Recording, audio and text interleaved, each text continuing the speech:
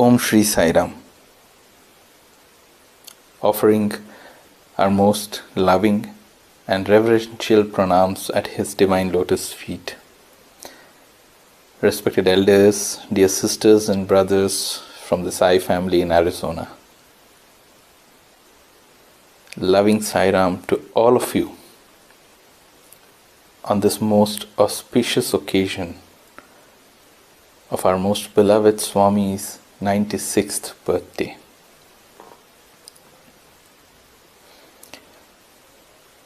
I'm sure the number 96 has left or has an indelible mark in our memory.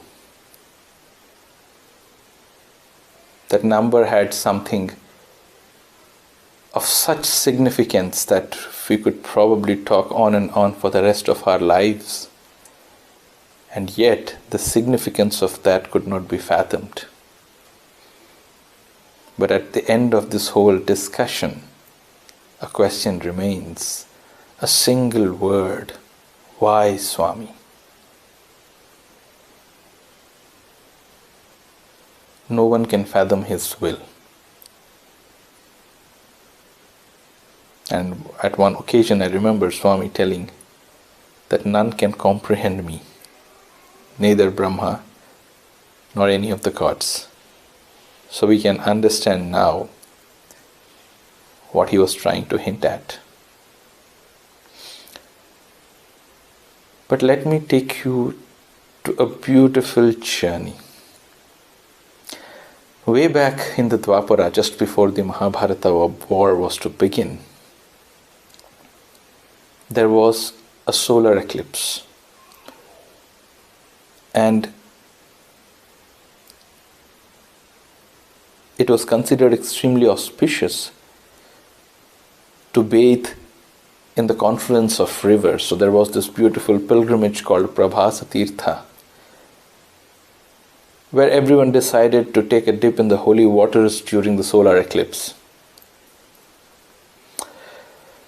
The Yadava entourage decided to go there as well, and they, along with the entire royal retinue, decided to make a trip to Prabhasa Tirtha. But destiny had something else. Apart from the fact that it was the confluence of rivers, apart from the fact that it was a confluence of time, it was also a confluence of emotions.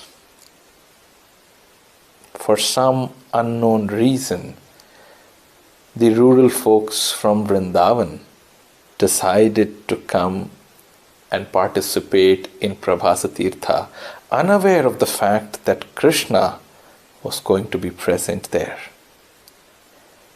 And suddenly when they saw all these royal people decked in gold and jewels and silken clothes, they started wondering who it was.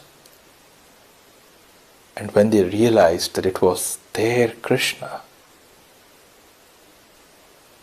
the entire scene changed. In their beautiful lives in Vrindavan, when they had that Kanha with them, playing with them, joking with them, guiding them, tending to their cows, even stealing butter, carrying them on his back and things like that, suddenly one fine day he disappeared. No one had a clue. Those were the days where you couldn't see the last seen status message. There wasn't a medium to know what he was up to, which places he was visiting, what things he conquered or whom he defended. There was hardly an opportunity to send a message and see those blue 2 tick marks. And after all these decades, one fine day, the long lost love of their life appears right in front of them. Those last few decades were spent constantly pining for him, to have just one glimpse of him, to probably take them back to that moment in time when he was with them. How much they missed Krishna. The Krishna that was a reality in their midst, became a figment of their emotional imagination. And how we're to come to terms with the fact when today, or when that day, after these many decades, they are to behold. But no, there is a small glitch. He is no longer that simple cowherd. He is the Yadava monarch. And now what do you do? These were the thoughts that were going on in their mind. Can we go in front of him? Would he recognize us? Would he remember us? Is he the same Krishna after all? Or has these many years of moving about in the royal family or dealing with kings, has it changed him? On the other side, Krishna is in a reverie, sitting on the banks of the Prabhasa Tirtha. He is lost in his thought. Seeing him lost like this, Balaram knew what was going through his mind, and he puts his hand on his shoulders and shakes him. He says, Krishna, you cannot afford to be lost like this. And Krishna says, what to do, Balaram? I am a captive to that love. I am captured by that love. It would never be possible for me to tell them how much I miss them. They would never understand why I distanced myself from them. Given a chance, how much I pined to be just that simple cowherd in their midst, playing with them, enjoying, tending to the cow, stealing butter. But this is my duty. For there is only one thing that I pine for, is that pure, unsullied love. That is all I seek, and nothing binds me more than that pure love. It was as if Krishna was trying to tell, I just want to keep feeling their love over and over again. Fast forward to the Kali Yuga. In the bhajan hall, time around 5 p.m., the bhajans were about to begin, and a devotee asked a very beautiful question of the Lord. He said, Swami, why do you incarnate? Why do you incarnate, or why do you come down as an avatar in the human form? And Swami, the answer was just in one line. I come down to taste your yearning for me. He wants to feel that yearning, that love in our hearts. And if he wants that, what should be our response?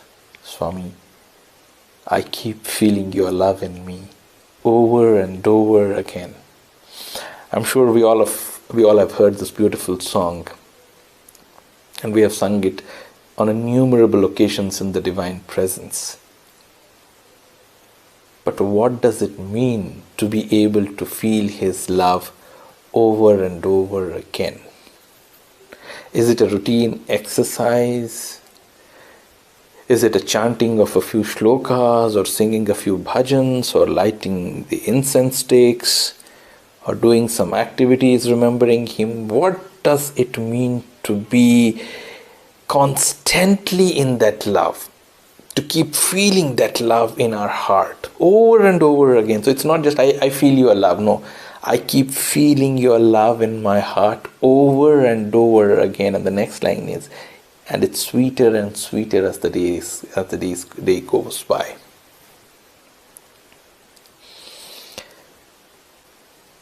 If we chart that journey, it actually, in some sense, it takes some amount of traveling on our part, a journey that we all need to embark on to be able to reach this destination where we are in a position to feel that love in Him over and over again. On innumerable instances, Swami talked about Kunti. Swami spoke about Radha. Swami spoke about Mirabai. Swami gave the example of Hanuman. These were the devotees who were constantly in his love, or they constantly felt his love. And how does that come about? If we look at our lives, when I say our life, that includes me, so please do not think that I'm in a position to pontify or to preach. I'm just a co-traveler, just like any one of us here in this spiritual journey. Our journey typically begins at a point in time where we sort of have heard the term God, but we do not relate to it. So God is there, is an entity, God is there, but you really do not know how to use it. It's just like we have a beautiful Kohinoor diamond and we really do not know what to do, so we use it as a paperweight so that the paper does not fly. And that's how it typically begins, unless and until there is someone who comes into our life and tells us what the value of that entity is. And many a times that thankless job is with him alone. Swami himself does that, pays a visit in our mundane lives in some sense through his visiting cards called miracles. Else, we would sort of live in a hallucination that we are the owners of our destiny. It's not that we are not, but there is a trick. There is a secret. There was a rabbi in a particular village, and the person named John had a very beautiful garden. And whenever the rabbi would pass through that garden, the beauty of that garden would entice him so much. He would be so enamored by it that he would yell out in joy and say, "John, you and God are in partnership." Because there was a cryptic message, and I'm sure you all can relate to it. But poor John, what began as a compliment, this particular statement that you and God are in partnership, that joy, that smile on his face slowly transformed into a frown when the rabbi passed through that garden daily, probably sometimes 3 or 4 times a day, and every time he would pass, he would yell out, "John, you and God are in partnership." And one fine day, John couldn't have enough of it, and he yelled out and he said, "You should have taken a look at this garden when the partnership had not begun." Sort of a remorseful comment, or probably something wherein he said, "Okay, you're talking so much about this partnership, but it was me, I who worked, I who put in that effort. I'm the one who did it." And those are the times when he pays a visit to in our lives.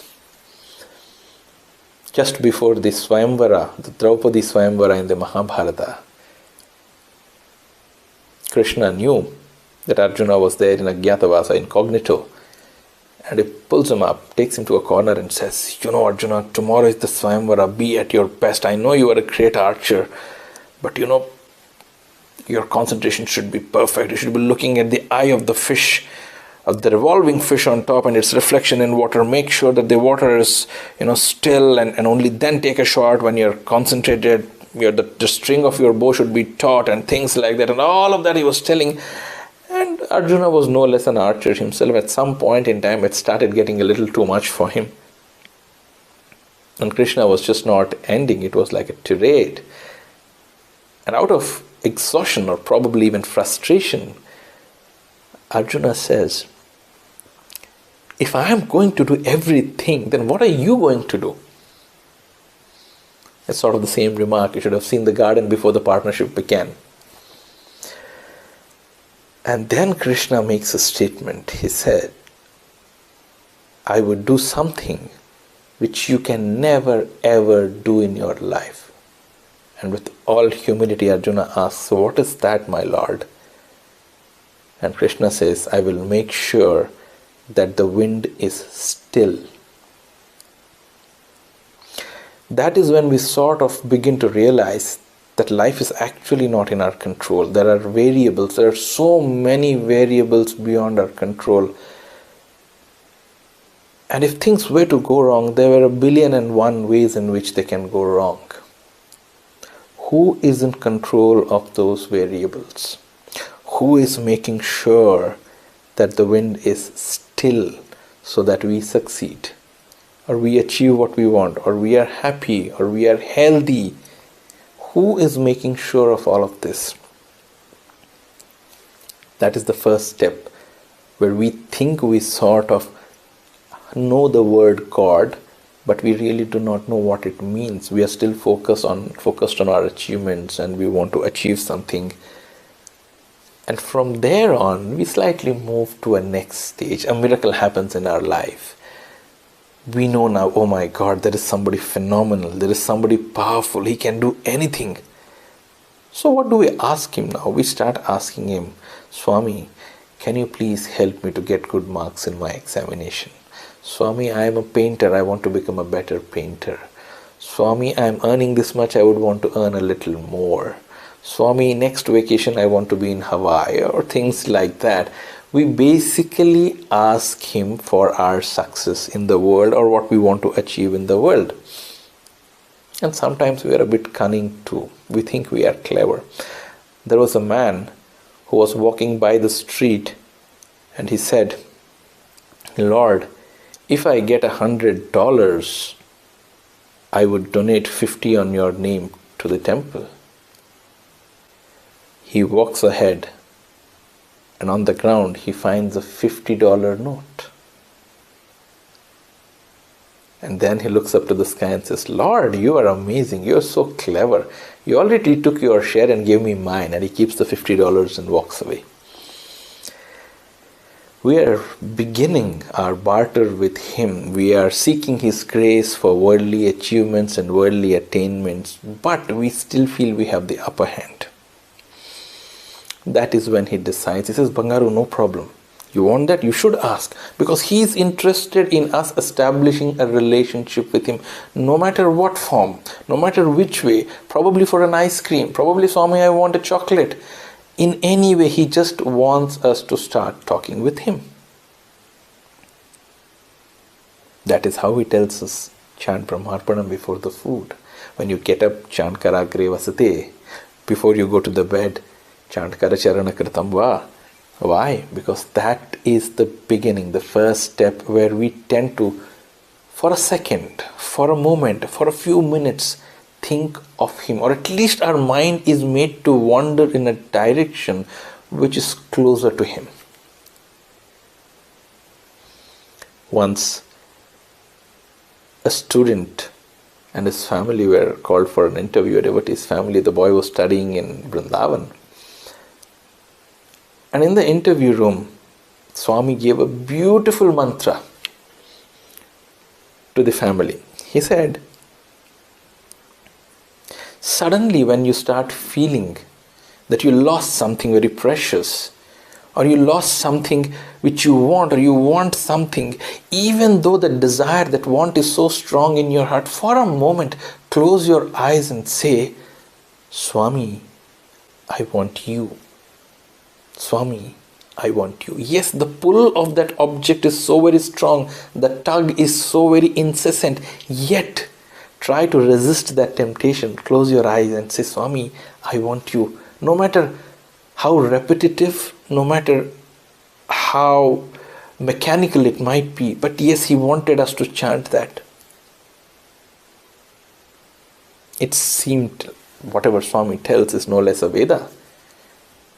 So the interview got over, the family went back, and in their own hometown, one fine day when the father was traveling in a bus, as he got down the bus, someone picked his pocket and ran away. As he ran away, he just wanted to shout, oh my purse, oh my wallet.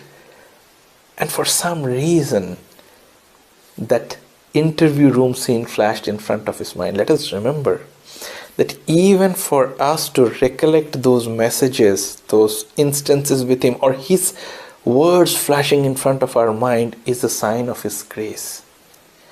To be aware of his grace as his grace is in itself a great achievement. And at that point in time, that father remembered that message from Swami, closed his eyes and said, Swami, I want you. I want you. I want you. pickpocket comes running back, places the purse in his hand and runs away. I don't want to get into the details of what happened, how it happened, but just the fact that how important it is for us to be able to embark on that journey and start taking the first steps. He makes sure that things turn around for the good for us in whichever way. Probably getting back our lost wallet, probably securing good marks in the examination, becoming a good musician, becoming a good professional, whatever it is, that first step is what he's looking for.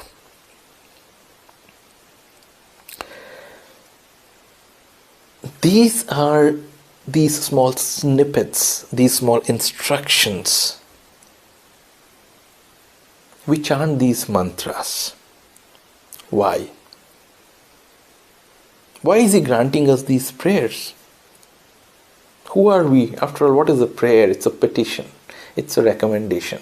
It's a suggestion to him who is all-knowing, who knows everything. What are we to attain by telling him what is good and what is not? Yet, at a very psychological level, there is something that we give a lot of importance to. And we fear that we might not be able to achieve it, that we might not be able to attain it, and we need some help. And that is when we reach out to him, because even then, that thing is more important to us, and we need some help. We need his help to get that. We chant these so many mantras, the Gayatri mantra, the Hanuman Chalisa, the Mahamrityunjaya mantra. Why do we chant all of these? What do they do actually? What do they give us? Apart from an esoteric spiritual significance, which the vibrations that they have, the syllables are arranged in a beautiful way, in a very meaningful way. I'm probably not the best person to even talk about it. They have their own efficacy, but if you just go by the meaning, each one tries to eradicate the fear in our hearts. The Gayatri mantra, what do we pray for? We pray that our intellect shines like the sun. Oh Lord, make my intellect become as effulgent as you are. And what do we gain by a bright intellect or a good intellect? That itself dispels fear or ignorance. The Mahamrityunjaya mantra, for example. An interesting part about Mahamrityunjaya mantra. Om Trayambakam Yajamahe Sugandhim Pushtivardhanam Urvarukamiva Bandhanat. Sanskrit is a very beautiful and a deep language, and each word has many meanings. But one of the meanings of that Urvarukamiva Bandhanat, Urvaruka, what is Urva? Interestingly, Urva also stands for a cucumber or a gourd of the cucumber family. What it means is, when a cucumber ripes, the effortlessness with which it detaches itself from the main creeper is such that you would feel that it was never ever attached to that creeper at all. Urvarukamiva bandhanat mrityor mukshiyamamritat. What is that fear? The fear is basic. The fear, what exactly are we trying to get rid of? It's not anything else but our own ignorance, but our own fear. Just as effortlessly as a cucumber drops from the main tree or from the main creeper, O Lord, let my ignorance also drop. That ignorance is the biggest death. That is a living death in some sense. I remember that beautiful instance when I got a chance to ask Swami something very deep in my heart.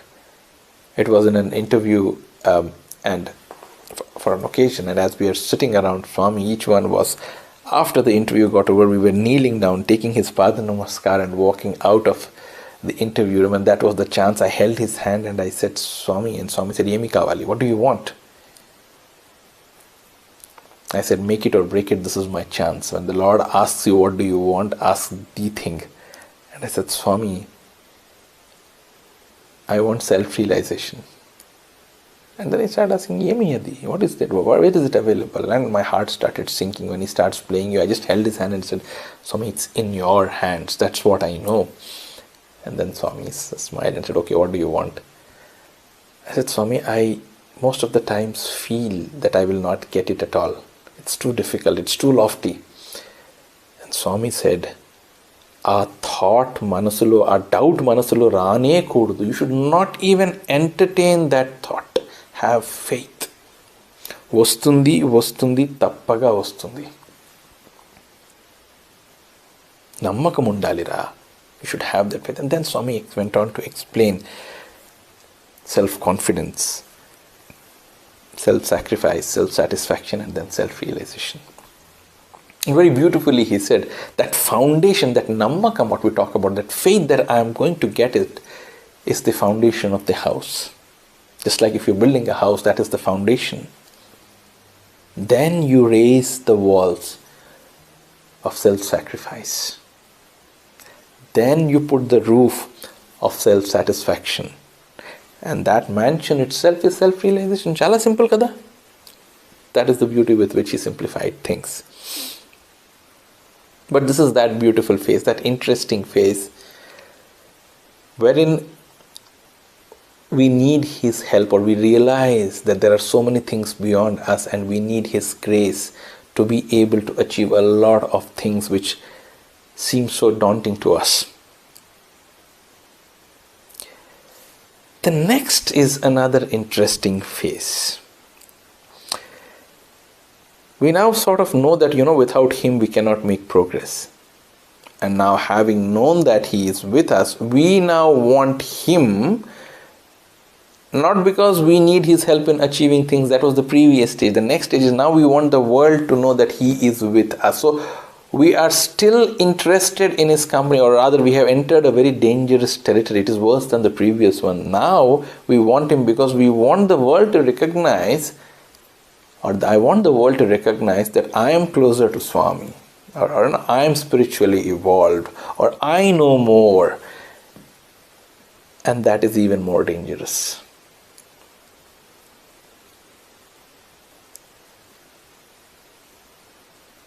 We enter into the world of darkness when we are ignorant. But when we are half knowledgeable, we enter into a world of greater darkness. When we are in this, there's a difference between avidya and vidya. When avidya itself is darkness, but when we try to step into the realms of vidya and we start finding out things, we actually enter into a realm of greater darkness than avidya is, because the illusion that we know is far more dangerous than ignorance itself. And that's the interesting part. At one point in time, Swami, it was late 80s, early 90s, Swami would encourage the students to portray or to put up dramas based on the lives of these great saints and sages. And they sort of ran out of stock. When I say ran out of stock, in the sense that they felt that they covered all the known sages and saints, and they started wondering, oh my God, we have so few of them to portray. We are running out of names and things like that. And one fine day, one of the teachers who was in charge of these dramas, he went into the interview room and he asked Swami, we have so few saints and sages. And then Swami held a tuft of his hair and he said, these many are there. And the teacher said, Swami, but why is it that we do not find them? We hardly find a few here and there. And then Swami had made a very beautiful statement. He said, you don't find them because they don't even want others to know what they have attained. You need to retain some amount of ego or aham in you to be able to tell the others what exists or what lies on the other side of the boundary. The great sages and saints who came back after having tasted the ultimate, they retained a bit of their aham or ego so that the poor masses could benefit. Somebody had to tell them what lay on the other side of the fence. And then Swami said, the majority, lose that interest also that they need to come back. Atmano mokshartham jagat hitayacha. Swami Vivekananda's favorite, one of the most famous statements. I should realize myself so that I can make this place better by just one person. For the good of the world, let me realize myself. And they realized, and they went to the other side of the fence without even that ego that they had something fantastic to tell. And that was what Swami was telling. That is what we should aspire for. A very subtle and beautiful message. We think we are very close to Swami. We think we are spiritually evolved. But that's an obstacle. The next and another interesting phase. You come out of that sort of ignorance and you start understanding. He gives you cold water treatment. He teaches you lessons so that you understand, you know what your place is. Not because he wants to show us our place, but because we need to evolve. We need to be able to reach to that state wherein we experience his love. And for that he gives you that cold water treatment. A beautiful episode from that front, on that front rather. It was the year 2002 and Swami had given us this wonderful opportunity of participating in the Gram Seva. One fine day, I just came and sat and we also have lines. So I got the line right next to the path and I was sitting there, and then somebody came right next to me and he said, "Do you know which village you are going to?" I said, "No." "What if Swami asks you?" And then I thought for a moment, yeah, that's true. What if Swami asked me? And that is when I decided, okay, let me go run and find out, because the old boys hostel was right next to the Kulant hall. So I just ran, found out my list, and the village that I had to go was Guruvari Reddipalli. So I found out the name and I came and sat in my position. As Swami came close to me,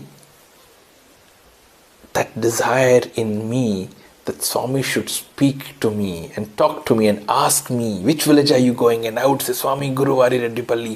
That started gripping me. But the interesting part is, 5 minutes ago, it didn't even occur to me that I should know where I am going to. Not because anybody would ask me, but because that is my duty.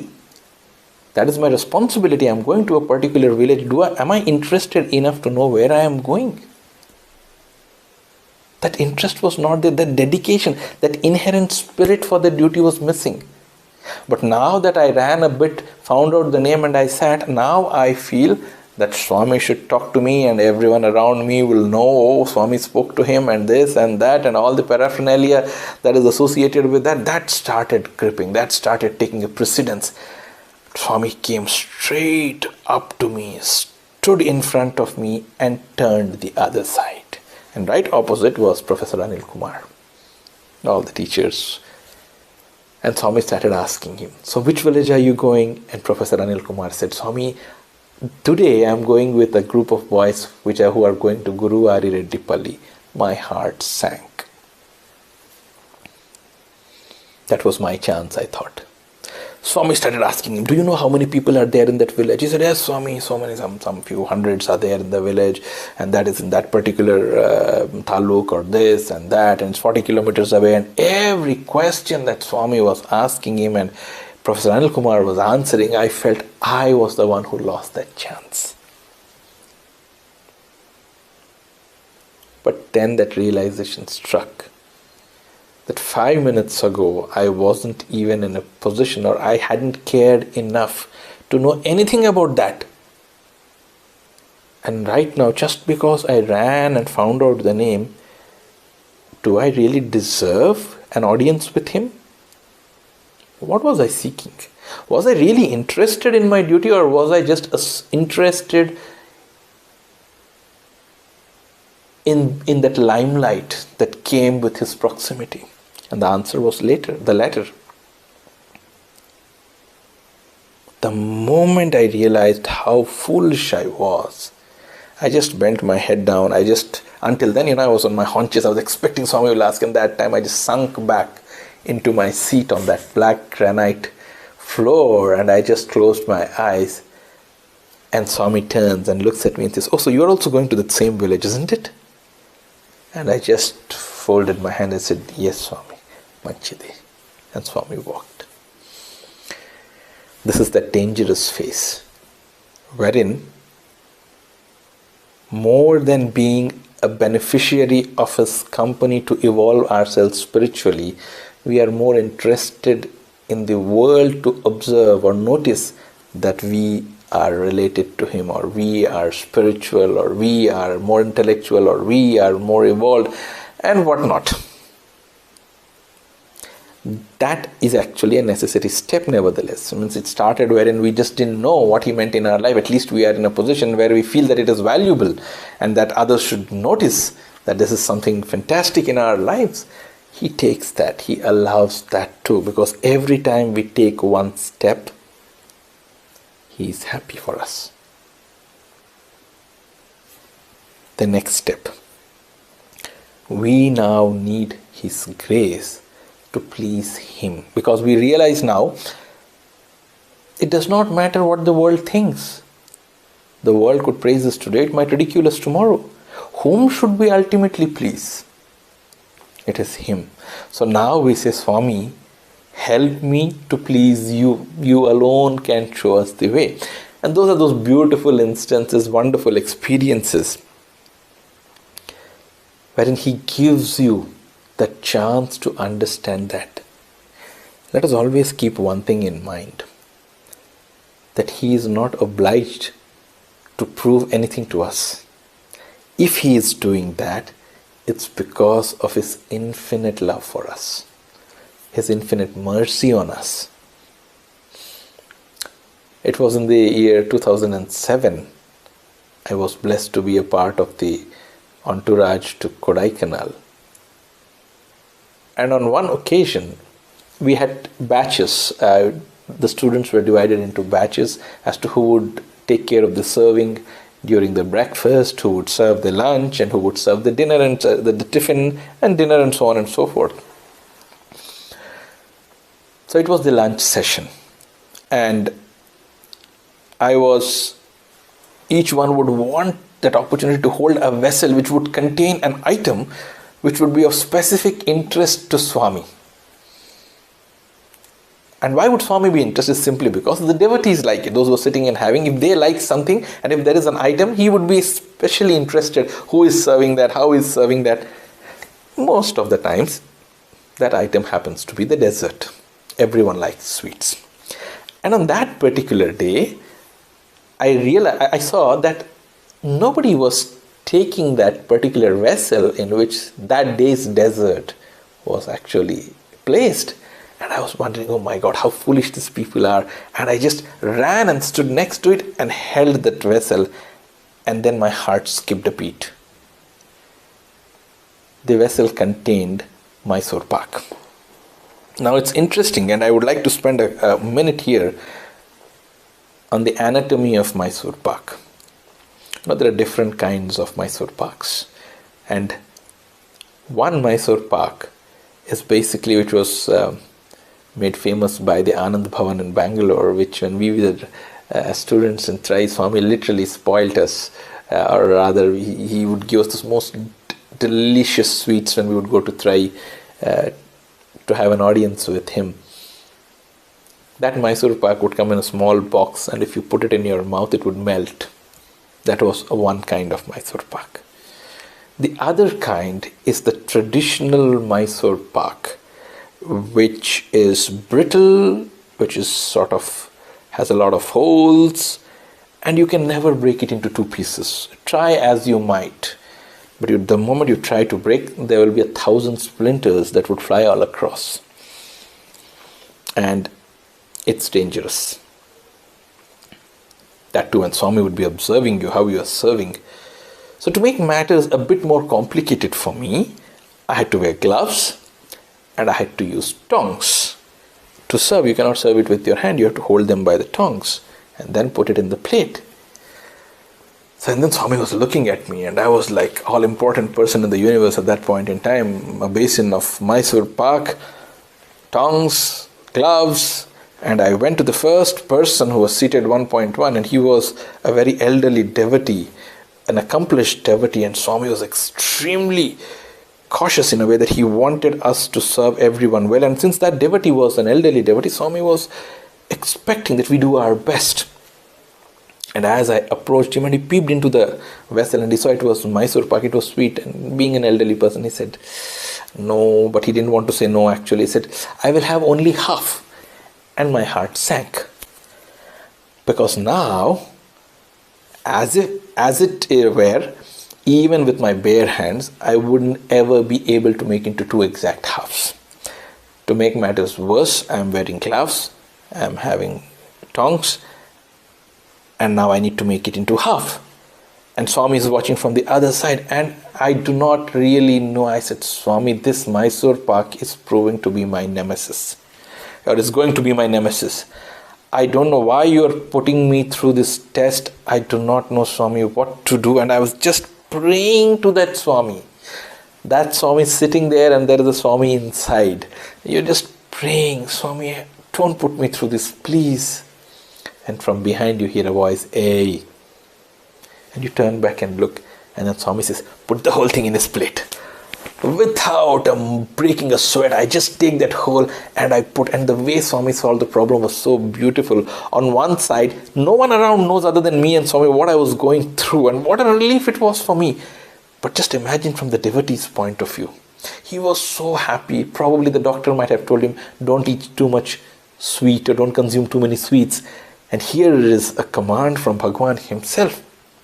Eat the complete thing. And he's like, okay, Swami, I am blessed. And here I alone know what I was going through. This is where we literally pray for His grace, for His blessings. And we need His help to please Him. The year 2004, there was a Vice Chancellor's conference, and 4 of us were given this wonderful opportunity to give talks in his presence. And of course, a lot of Vice Chancellors of various universities across India had come for that particular conference, and Swami selected 4 of us to speak in 4 different languages. We gave our talks, and after that we had a chance. We wanted to request Swami for a photograph. And we were like kittens on a hot floor. We didn't know how to ask. There was enthusiasm. There was that bubbly feeling inside your heart, but you really do not know how to ask him. And that is why we call him Hridayavasi. He comes and he just holds our hands and he says, let's have a photograph. He literally took the words from our hearts and he granted our wish. And as he was holding our hands and the photographers clicked a battery of shots, Swami was so sweet enough to say, once more please. And again a lot more photographs were clicked, and all of that happened. And at that point in time, one of us, the 2 of us, we folded our hands and we said, Swami, we did all of this just to please you. Are you happy with our talks? And then Swami said, I am always happy, Ra. I am always happy. And then he said something which is one of the most precious things I have ever received. To be able to read those words in a book, that God is present in every atom of the universe. He is present everywhere. He is omnipotent. He is omniscient. He is omnipresent, and all of it's wonderful. Reading them in the books is so wonderful. But to be able to get a first-hand experience is the best thing. In fact, what is the end goal of Vedanta? You read all the scriptures, the Upanishads, the Dharma-granthas, the Shrutis, the Smritis, the Karmakandas, all these. Why? It is said that the end of all of this is an experience. Without an experience, this is just theory. And I still remember, just as an off track, we were in our second UG, undergraduate, and we had come to Parthi for the Dashara celebrations. And those days when we would be visiting here, would be in Parthi, our classes would be held in the higher secondary school campus. And since the laboratories are not equipped enough for the college students, so we would majorly have only theory classes. We wouldn't have practicals. So one fine day we finished our classes and we ran after the classes to Mandir, and Swami was sitting there and he was just waiting. And the moment we rushed in, he said, "What class did you have now?" We said, "Swami, we had the chemistry class." So Swami asked, "Theory or practical?" We said, "Swami, it was the theory class." Swami said, "No practical?" He said, "No, Swami, no practical." Swami said, "It's waste. Theory without practical is waste. My lessons are always practical."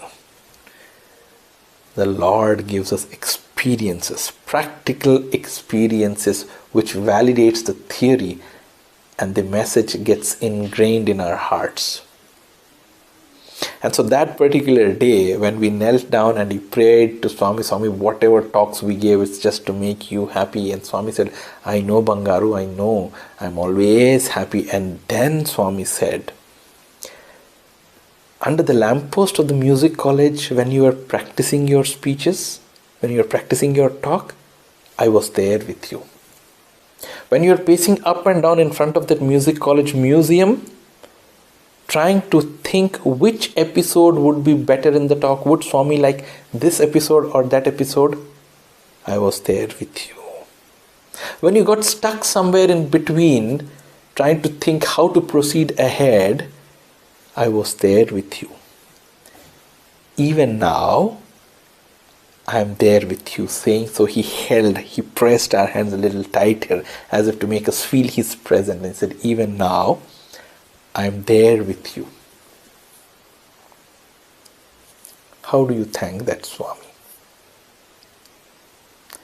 At every juncture, when we ask for his grace, "Swami, now I need your grace to please you," and he says, "I am aware and I am with you all the time." It's just you who need to understand that I am with you.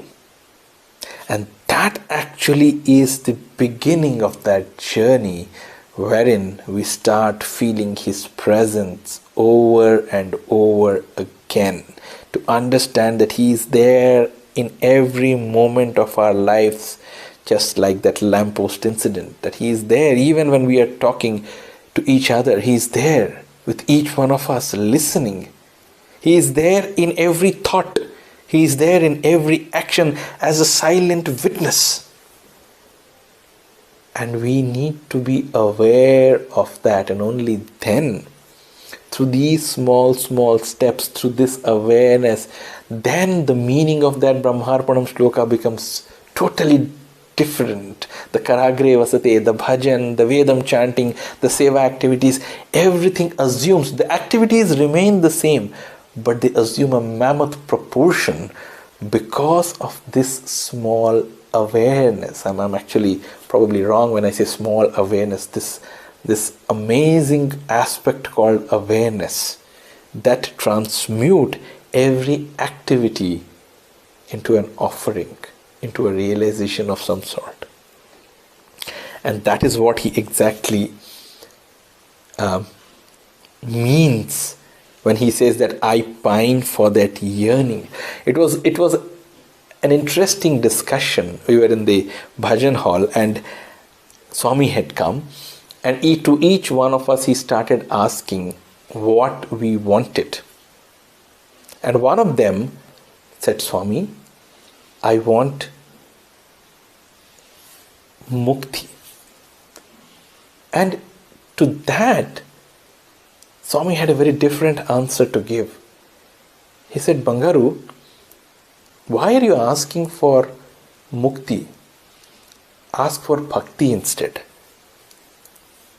We all got a bit perplexed here because we thought that the end goal of the whole spiritual journey is to attain this state wherein we are no longer bound by that journey, to get out of that repeated cycle of birth and death, to come out of that phase of punarapi jananam, punarapi maranam. And then this statement from Swami contradicts all of that, contradicts that understanding. When he says that, Bangaru, don't ask for mukti, ask for bhakti. And that became quite an interesting thing. And then Swami explained. He said, Bangaru, when you ask for mukti, you get liberation from just one kalpa. These cycles of creation are endless. We just cannot even comprehend when they began, when they will ever end. It's a continuous cycle that happens once after another, one after another. It will continuously happen. When you ask for mukti, you are just getting liberation from that cycle, that particular cycle of creation, that kalpa probably. You go back to the source for that particular kalpa. And at a later point in time, when the whole kalpa comes to an end, the great dissolution happens and I decide to create again you will be born. And then starts the cycle yet again, punarapi jananam, punarapi maranam. So when you have no control over that, then what is it that you should pine for? Pine to be like Radha, pine to be like Kunti, who constantly were lost in his bhakti, who were constantly immersed in that sweetness, so much so that when Radha was approached, when the discussion between Uddhava, known as the Uddhava Gita and the Gopika Gita, and they asked the Gopikas, don't you want liberation, don't you want Brahma Gyan? He said, we don't care what it is. We are so much suffused by this sweetness called Krishna, we don't even know what it is. We don't even care for it. We don't even want it. We just want to be immersed in that sweetness. And that is exactly what Swami was trying to tell us. Don't pine for Mukti Bangaru, pine for Bhakti. Because Bhakti is that beautiful journey which will live with you forever. It will never leave you. Liberation might be in some sense ephemeral, but not devotion. And he wanted us to keep feeling that love, that yearning, that bhakti, that sweetness over and over. Until when?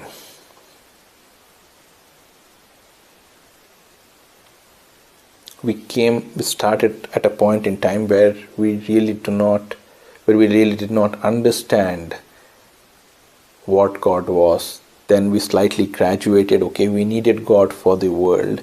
Then we needed God because we wanted to show the world that we are with God. And now we are in a position. Then we come to a position wherein we want the Lord, His grace, so that we can please Him. Even then there is a distinction. Though we think that we have probably reached the ultimate goal, but the very fact of ignorance is that we think there is Him and there is me, and I need to please Him. Until it comes to a point where there is no difference between Him and me.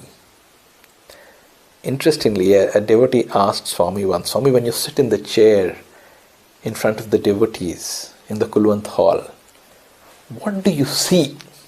It's a very interesting question in itself. What do you see? But the answer was so simple and beautiful. And Swami says, my life is my message. You cannot have a better explanation of that. You know what Swami's answer was? Swami said, when I look, I see myself. When he looked at those thousands of faces, what he saw was just himself. He is able to love us unconditionally because in each one of us, he relates to himself. Are we able to do that is that question. when during the Bhagavatam, King Parikshit asks sage Shuka, what is the hallmark of a true devotee? Sage Shuka gives a two-line answer, or rather two phrases. He says, the one who can see God in everything and everything in God. He is a true devotee. That is the essence of the whole Bhagavatam in some sense. After hearing everything, all of that, if I am not able to see God in everything and everything in God, the purpose is mute.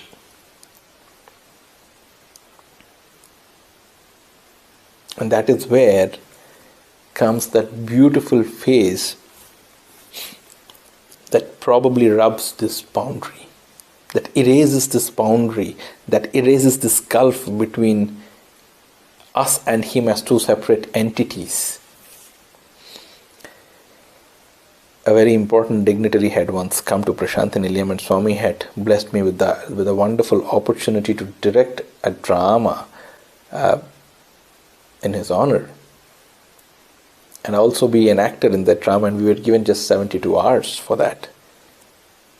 And at the end of the whole drama, Swami called for the director, and I just went in front of his presence, and we had a lot of discussions.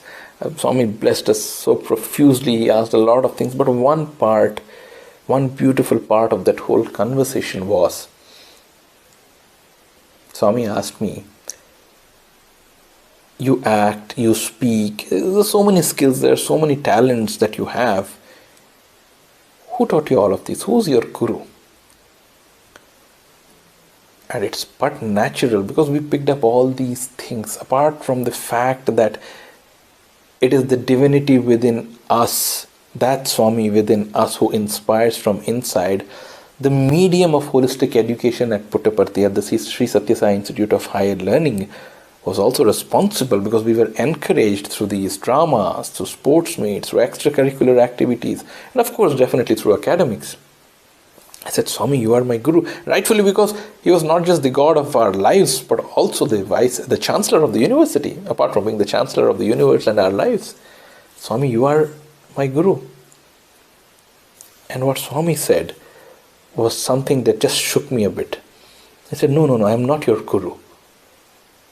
I didn't know how to react to this particular statement. I felt it was like a denial, a divine denial in some sense. And then he held my hand and he said, you are mine and I am yours. Don't dilute it with a relationship. He wanted that gulf to be erased.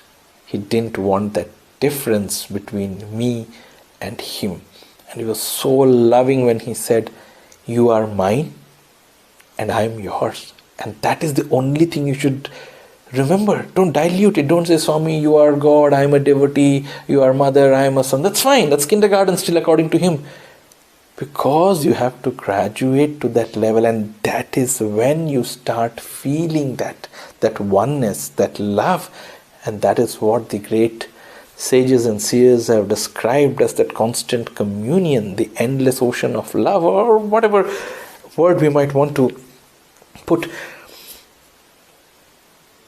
But the final frontier, we might think that is where the journey ends, but actually the journey begins when we offer ourselves completely to him. And how does that happen? That is Sharanagati, or surrender. And this is a beautiful lesson that I would want to share, that I have learned, not because of any other reason, but because it means so much in more than one ways. Sometimes I'm a bit short of words. I don't know how exactly to describe this experience. It has so many layers to it. Probably only time will tell me what it meant. But based on my limited understanding and analysis of this whole episode, let me put it forth, and probably it's best left to each one of you to understand and analyze it at your end. I was blessed to be a part of the entourage with Bhagavan to Chennai for the Atirudra Mahayagnam that was conducted in Chennai. And 10 of us were given that privilege to be with Bhagavan, to stay with Bhagavan in Sundaram, in Chennai. And there were 5 speakers and 5 singers whom Swami had picked. Each day, each singers had a program in the evening. One speaker got a chance to speak. So those subsequent evening, we were having dinner with Bhagwan. So 5 of us would have, the room was small, so 5 of us would sit with Bhagwan and the other 5 would go to the dining hall downstairs and have our meal, and we would alternate sessions. So the next day being my chance, I thought I should be present in that particular session, and I just had finished my meal and Swami had asked us to go and wash our hands, and as I had gone, Swami started asking around who's going to speak the next day, and everyone said Swami Jagdish is speaking. And Swami said, where is Jagdish? So I just went, I came running and I said, Swami. And then Swami asked me, what are you going to speak on? I said, Swami, I'm going to speak on the topic Guru, Swami as Guru. And then I said, Swami, I would talk on Guru Brahma, Guru Vishnu, Guru Devo Maheshwaraha. Just as Guru, like the way Brahma sows the seeds of creation, you sow the goodness within us just like Brahma does. Just like Vishnu takes care of the creation and protects and makes sure that the sustenance is provided, you sustain that goodness in us. And just as Shiva annihilates anything that is bad or that is wrong or that is not undesirable so that the goodness fosters, you destroy all the evil within us. And then Swami said, but the pujaris will not agree with what you speak. For a moment I thought, why would that be so? And then I realized that the Atirudra Mahayagna was being performed by Shaivites. Now if you tell them that Shiva has taken a human form, and that Shiva himself is Brahma and that Shiva himself is Vishnu, that's blasphemous in some sense. So they are very strict in the grammar of karmakandas, or rather the performance of yagnas and yagas. They have certain strict grammar rules and they go by it. So Swami said, they will not agree to what you say. And I did not know what to do, because next day I had to give the talk. And then Swami said, don't worry, I'll take care. You do your bit. I'm not sure what they heard on that day. They were right in front, the pujaris themselves. And when I was speaking, they were one of the few who were clapping the loudest, and like literally clapping. And I probably felt that, okay, I passed the test. But coming back to that particular day's discussion, after this happened and I went and sat in my place, Swami just made a statement. He said, boys, I know you have a lot of doubts in your minds. You have a lot of questions in your minds. I want you to ask me that question, each one of you, that is at the topmost, that which bothers you the most, and I will answer it. You couldn't have asked anything greater. So each one asked that question which was, in the innermost recess of his heart, and he was not finding an answer to it. And when my turn came, I asked Swami, what is surrender? What is Sharanagati? And this is where, the beautiful part comes. Swami is, if you want to really learn humility, how can you learn humility from divinity? He is the source, he is the fountainhead of knowledge, of everything that exists in the universe. And yet, when you ask him a question, he never said, okay, you sit, I'll tell you. He asked, what have you understood so far of surrender? Sharanagati ante emo neekem ardhamaindi. What have you understood so far? And then I said, Swami, the little that I have read in the texts and what I have heard from my elders and my teachers, offering that which is mine, offering my everything unto God, offering everything unto Him or unto you, is surrender. And then Swami very beautifully said, God does not want anything from you, sir. And then Swami said, at every point in time in your life, if you believe that what is happening is good for you, that means you have surrendered to me. I nodded my head, and he knew that the nod was mechanical. So he wanted to explain in very practical terms. God, Swami said, my teachings are always practical. Then Swami started asking me. He said, do you know how to drive a car? I said, yes, Swami. How many gears are there in the car? I said, Swami, there are 4 gears. What are they? Swami, first, second, third, and fourth. Is there a problem when you are driving a car in the first gear? Swami asked. I said, no, Swami. So is there a problem when you are driving in the second gear? I said, no, Swami. Third, fourth. I couldn't understand what Swami was hinting at. And for most of you who are getting confused, because most of the cars in US are automatic, we are talking about the cars with manual gear transmission. Gearbox rather. And I was not able to understand what Swami was hinting at. And very mercifully Swami said, let me tell you, the problem is in between the gears. He said, when you want to switch from the first to second gear, that is where the problem is. You cannot seamlessly move the gear. You need to do something to be able to make the transition smooth. What is it that you do in car? I understood. I said, Swami, I use the clutch. I said, exactly. In life too, there is a clutch. When you press the clutch, you can seamlessly move from one gear to another.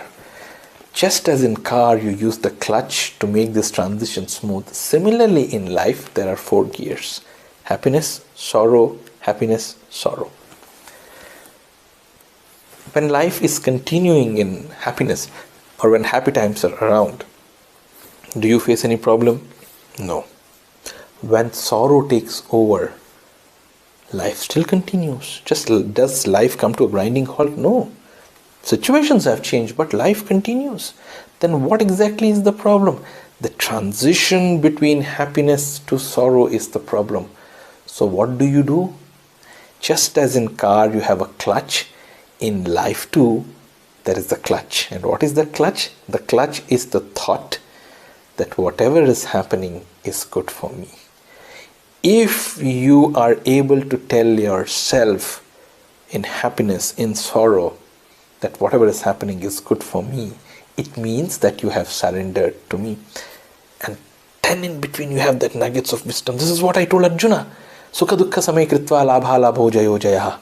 In happiness, in sorrow, in victory, in defeat, in profit and loss, the one who is equanimous, who is equiminded, he is the one who has surrendered, who is equanimous in all these opposites. He is the one who has surrendered. I thought that I had understood. But even though the lesson was given in a very practical manner, yet it was a theoretical lesson. And the practical had to follow. The next day, my talk went well, and I was telling you, even the pujaris clapped. And I thought I had passed the test with flying colors. After my talk was a music program, and Swami used that as an opportunity to, or as a means to teach me the lesson, the practical part of it. That music program had an audio problem, audio failure, and Swami was visibly upset. And when we came back, I sort of became the collateral.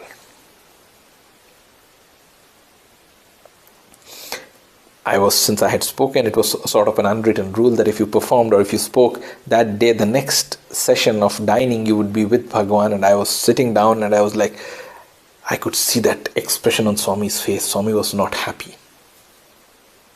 And he looked at me and said, Vakka pisar baga matlaladu. You didn't speak well at all. And I was thinking where I went wrong. I didn't fumble.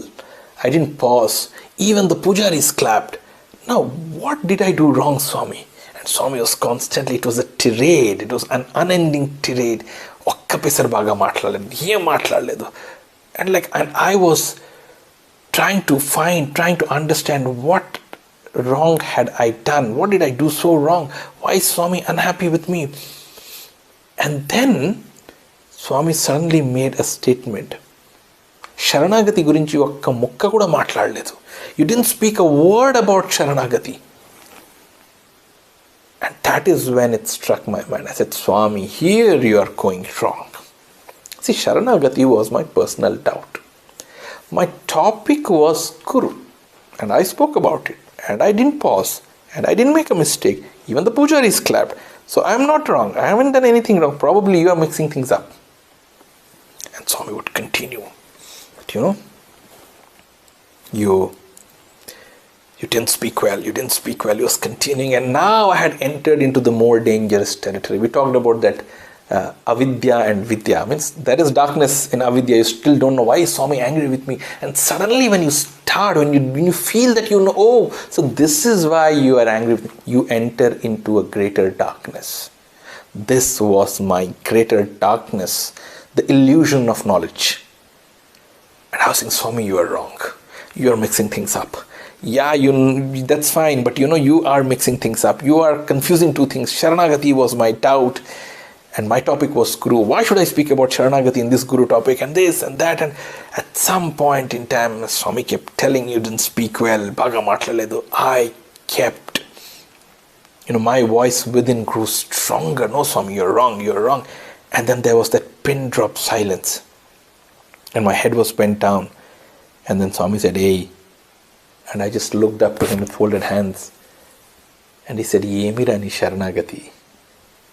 What is your surrender unto me? What have you surrendered? Just yesterday, Swami of course didn't explain all of this, but you feel that message hitting you in your heart and you know it. Just yesterday I explained to you that whatever happens is for your own good. Why can't you understand that even now, if I am angry with you, it's for your own good? Probably you don't understand the reason.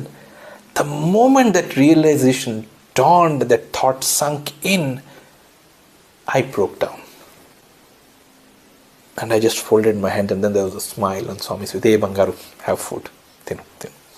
And then he took extra care to make sure that I was comfortable, and he kept looking at my plate. If I had eaten, kept directing the people who were serving so that I had enough of each of the items, or probably things that I liked and things like that, and that happened. But the most beautiful part was this journey, that erasing that gulf happens when the river is trying to meet the ocean. There is a constant push, and then you try to push, the river tries to push, and the ocean tries, and at some point they decide to merge. That constant battle, or that constant loving battle, let me say, that attempt to erase that gulf is where the Atma Nivedanam, or that surrender, comes into picture. As a beautiful memory, I make it a point that whenever I talk to an audience, I make it a point that I talk about Sharanagati, about surrender, because that day, for whatever reason, Swami, whether he acted or to communicate a lesson, he wanted me to talk about it, so I'll talk about it. And then comes the next phase wherein Swami says, you constantly are one with me. You are like Radha, you are like Mirabai, you are like Kunti, was constantly pining, feeling that love over and over again. What is that? That is that phase wherein you are actually not even bothered whether he's looking at you, whether he's not looking at you. Your goal is so clear. You know that whatever is doing, you are doing for him, and he has sort of become the wallpaper of your mind. Any activity that you do is on that backdrop. And now you have lost yourself in duty. You just don't even remember, or you're not even conscious in that sense. You've just lost yourself unto him. And that is when you become a part of his memory. And that is one of the most beautiful aspects. He remembers you. Means, yeah, we all remember God. But that Abu Ben Adam's story, who is in the topmost in God's list of favorites, and Abu Ben Adam's name was there on top. God loves him, God remembers him. That is the list we should aspire to get into. Again, it was about the same drama, and a very famous dignitary had visited Parthi, and I was asked by Bhagwan to direct that drama, and we were given exactly 72 hours. Normally we would take a month to put up a very good, thoroughly rehearsed and practiced drama in the divine presence. It's an opportunity which the greatest of great artists pine for, and here are we getting the chance, Swami himself asking for it. Irrespective of everything, Swami, since you asked, we will give our best. Our intellects have limited capacity, our memory has limited capacity. Can we mug all our dialogue? We, by the way, did. And it was a fantastic performance. And it was a fantastic performance not because we performed fantastically well, it was because he loved it. He decided to shower his grace on us. On the same day, when the drama was about to begin, there was another group that had come and they had practiced and they were there as well. And Swami just came for darshan and he just sat in the car to come for the drama. And one of the devotees asked, Swami, you just came and you just going there, just getting into the car and again going there. What is so special? You can spend some time here, take some rest. And Swami's statement was, my boys haven't eaten and slept for 3 days. When you make him the wallpaper of your mind, and every activity is so suffused with his presence that you are actually unaware. You are doing solely for him, and he has actually become the backdrop. That is where you become a part of his memory. He remembers you. He says, no, they have not eaten for 3 days. They have not slept well for 3 days. I want to be with them. So another beautiful occasion. We were all, D.V. Hemant is my batchmate, and we were all together in that endeavor at that point in time. As a batch, we were wonderfully blessed to have very talented speakers and actors, and Swami decided to give that opportunity, that during that time frame, Swami gave us the chance of performing dramas at very short notice in that, we used to call them the corridor dramas. So the third block, where Swami would walk right after the stage where the Mahasamadhi is right now, and the third block where the Vedam, the bhajan singers and the Vedam boys and the teachers sit there. In between that, there are the few steps of white. That is where we would perform. No costumes, nothing, with the mic, just in his infinite mercy, he decided to give us that chance. It happened to an extent that we had exams going on and Swami would ask for a drama in the evening. And we had to literally compartmentalize the day. Okay, morning 3 hours, I'll get up early and study. Then I'll write my exam. Then I'll come from exam. Then I'll start preparing for the drama, write the script, rehearse. And just before Bhagwan comes to Mandir, we all will rush. And the whole combined practice, rather, if we had different parts for that evening program, the whole program would come together for the first time in Bhagwan's presence. So we would individually practice, that's all. That was how we divide and conquer kind of a thing happened for us. The one group never knew what the rest of the program was. We all got to know the program only in the divine presence because we didn't have time to practice, and Swami wanted. And that is how we studied, we wrote our exams, we did all the other things. We also performed the dramas. Things happened, things passed, and one fine day, the Vice Chancellor, Sri S.V. Girigaru, late Sri S.V. Girigaru, he sent a word for me. And he said, he sent a word for me, and I just was wondering, did I do something wrong, or did I do something which is undesirable, or I don't know what happened. So I thought, go and, the best way is to go and find out. So since he called, I went with a trepidation in my heart, rather. And as I entered the room, there was a broad smile on his face, and he made me comfortable, made me sit down, and he said, yesterday I was with Bhagwan for the dinner session, and just out of the blue, Swami asked, How are my drama boys? Just tell them that I remember them. It was such a beautiful moment that he remembers you. He says that I remember those drama days, those boys used to put up dramas. Just tell them that Swami has remembered them. And he wanted that message to be communicated to us.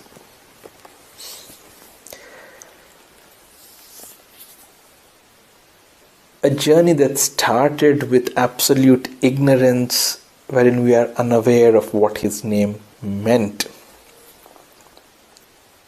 to a point where he says, tell him, I remember him, I miss him. At each stage, there is a gradual increase or a gradual transformation in that definition of love, until it comes to a stage wherein we become a part of his memory. How can we ever thank that Swami?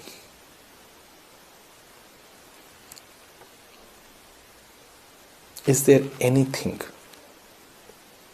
that we can do or say when we have one of the most enigmatic and powerful phenomenon in this universe with us, and he says that I remember him? It only makes you humble in servitude in love. And this journey is all about feeling his love throughout. At every stage, that love only grows sweeter and sweeter. And then you're forced to say, oh, what a love between my Lord and I, my Lord and I, my Sai and I. With these few words, I'm beholden to each one of you for providing me with this wonderful opportunity of reliving those wonderful memories. I'm certainly not in a position to preach, as I said earlier, and I don't think myself worthy of that at all. I'm only grateful to Swami for becoming a part of those wonderful memories, for giving me those wonderful memories, and I'm grateful to each one of you for giving me this opportunity to relive those memories. With these few words, and once again taking this opportunity to wish you all a happy 96th birthday. Jai Sai Ram.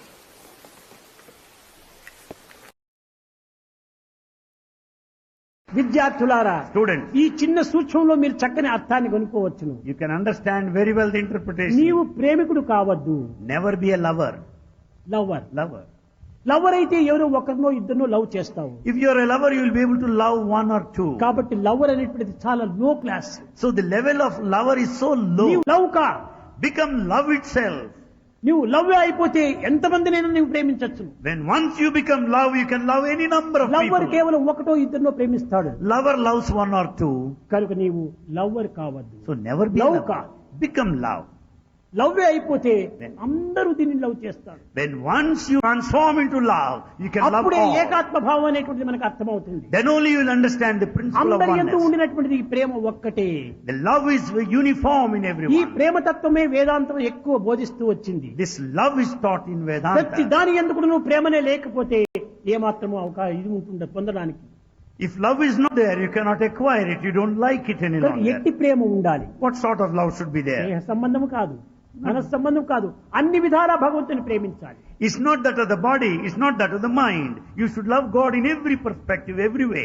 దాని పాటి అదే కొంచెము అవసరం లేనటువంటి తొలగిపోతాయి. Unnecessary things will vanish on their own accord. ఇది అద్వైత సిద్ధాంతం అన్నారు. This is the principle of non-dualism. ఒక్క చెరకు ఉంటుండాది, Here sugarcane. చెరకు అనేక వంపులు ఉంటుండాది. Sugarcane has so many చెరకు effects. వంపులు రావచ్చు కానీ దాని జ్యూస్ కంత వంపులు లేవు. Sugarcane has so many bends, but the juice has no such bends. కనుక నీ థాట్స్ అంతా కూడా నువ్వు bend అయిపోవచ్చును. Your thoughts will zigzag with so దాంట్లో many కూడా bends. ఈ ప్రేమను చేర్చుకో. See that there is love within. రసమునకు ఏమాత్రము బెండ్స్ లేవు. This juice has no bends అదే whatsoever. రసో వై సహా, అదే బ్రహ్మతత్వము. That essence, the juice is Brahman. అదే ఆ రసమే భగవత్ స్వరూపము. That rasa, the essence భగవంతుడు is రసస్వరూపుడు. divinity. God is in the form of rasa, the essence. రసమైనటువంటిది ఏదో పాదరసము కాదు, If that is Prema not, రసము. it is not padarasa or mercury, it is prema rasa, the rasa of love. మెర్కురీని పాదరసం అంటారు. We say padarasam is mercury. అది ఎక్కడ వేసినా కానీ ఒకదాంతో కలవదు, గుండు గుండుగా పరిచేరిపోతుంటాది. If you put it anywhere, it just breaks into small కానీ balls. ప్రేమ రసం అట్ట కాదు, అన్నింటిలోనూ చేరిపోతుంటాది. But this rasa, the essence of love, will join with everything.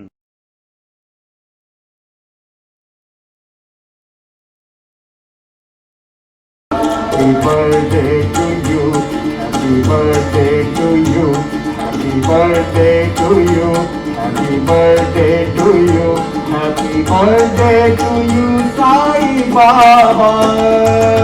Happy birthday to you, happy birthday to you, happy birthday to you, happy birthday to you, happy birthday to you, Sai Baba.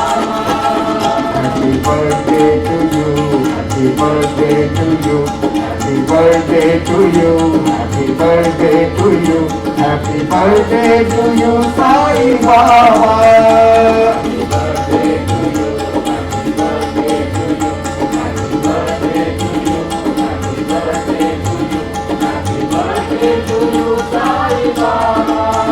Happy birthday to you, happy birthday to you, happy birthday to you, happy birthday to you, happy birthday to you, Sai Baba.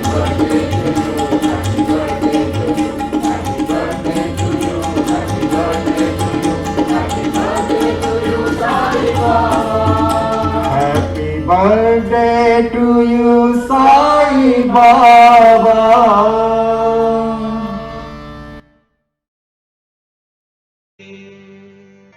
समस्तलोका सुखिनो भवन्तु समस्तलोका सुखिनो भवन्तु समस्तलोका